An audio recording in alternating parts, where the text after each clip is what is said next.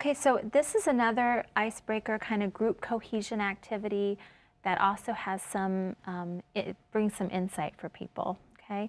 And this is something that we call Hands of Hope, and this is what I would suggest when you're doing this activity, especially if you're doing it with a large group of people, is that you go ahead and cut the hands out ahead of time.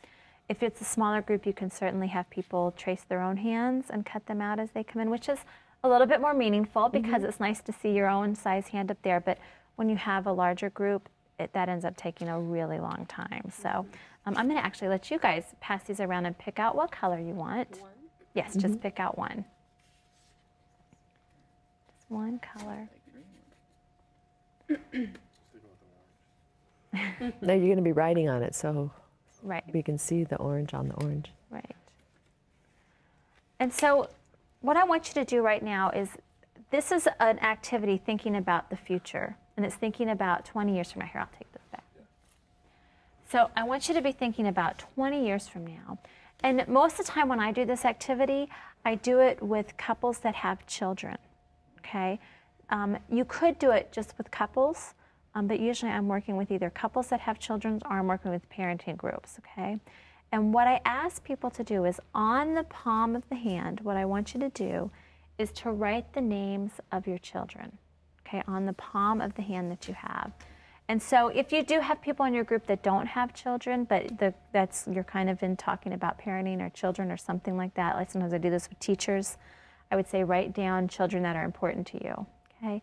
If you're doing it with couples, you could write down the couple's name. Okay, like we could put Maureen and Gary, okay?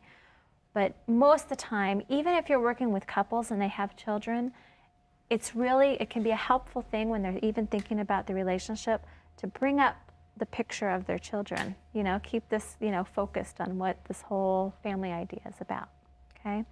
And so what I want you to do when you're looking at those names on that palm of your hand is I want you to picture those young people, hopefully they're all young still, but picture them 20 years from now. So like my youngest child right now is 8 years old. His name is Tucker. So what I'm going to think about is I'm going to think about Tucker being a 28-year-old man, okay, when I think about this. And really, really take a minute to really sit with that and really imagine what is this going to be like having an adult instead of a child, okay? And I want you to think about 20 years from now, if this parenting journey that you're on, or this relationship journey that you're on with your spouse is successful, 20 years from now, what are these people going to be like? What are they going to be like as adults? And I really want you to think about 5 qualities or traits that you really, really hope that you will have instilled in these young people. For me, I'm a mom of 4 boys. So for me, like one of the ones that I always think about is I want them to be compassionate. I really want to raise men who can be compassionate in the world. Another thing that I always put is I want them to be good fathers, if they choose to be fathers.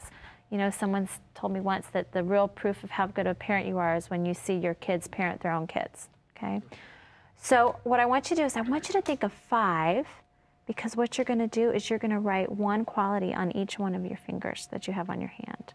So like one of mine would say compassion, one of mine would say good fathers. What might be some other ones that you would suspect people would put on their hands, on their fingers? Patience, okay. What else? Content, like a sense of happiness and peace with the world. Sure, what else? Hardworking. Okay, hardworking, absolutely. Joyful, okay. So all those are great examples. But what I want you to do right now is to think of your own, think which ones matter the most to you, and to go ahead and write 1 on each finger.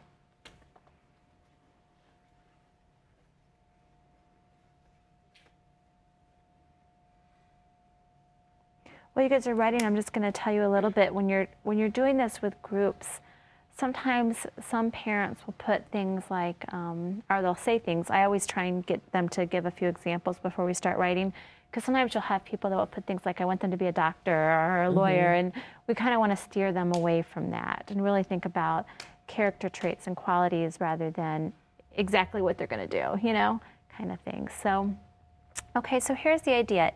As a group, I would normally have people share some of what they put down, and we could kind of talk about it as a group.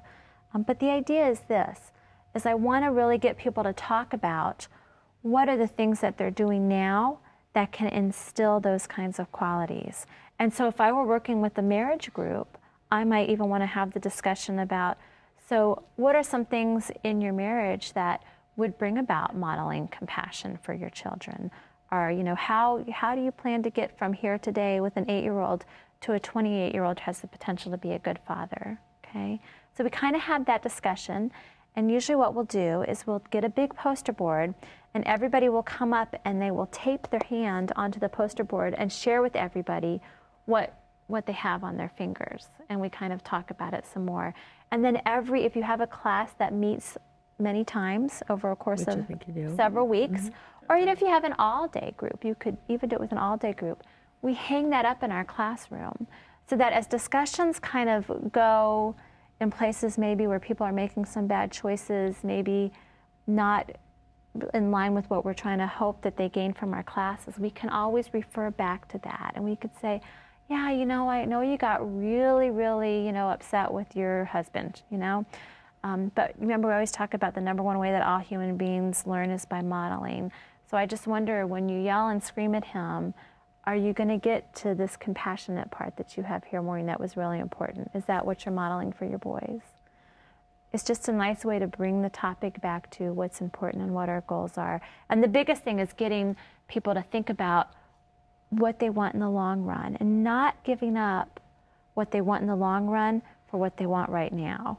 And that's what this activity is about. We call it Hands of Hope. Okay. Do you guys have any questions?